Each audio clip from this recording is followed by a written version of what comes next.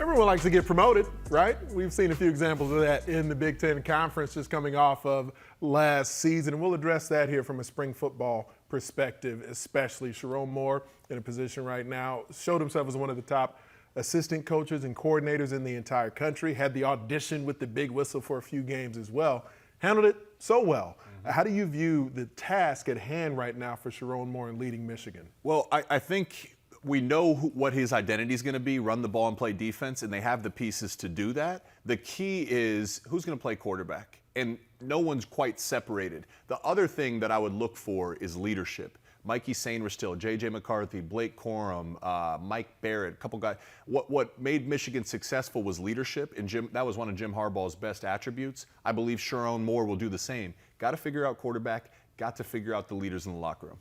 UCLA has an alum now who's leading their program. It was a little bit more surprising fashion when DeShaun took things over, as most folks didn't expect Chip Kelly to go take a coordinator role. So now he gets this opportunity to lead UCLA.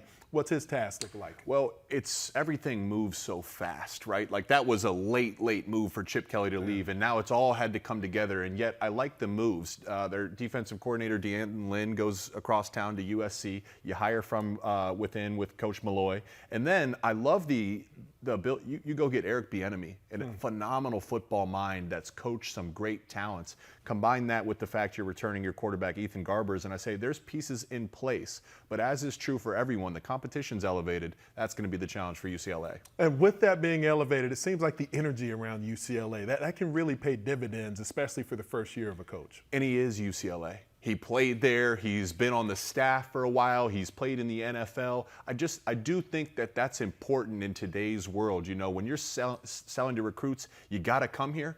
Well, he lived that, and he's walked that walk, and he's invested in a line just like he wants the future of his program to be. And been such a great player throughout his collegiate career, throughout his NFL career. Really excited to see what that brings to the table for the Bruins. My thanks to everyone we had on the show. Jalen Harold, Pizzo, and Cappy, and of course my guy Jake Butt.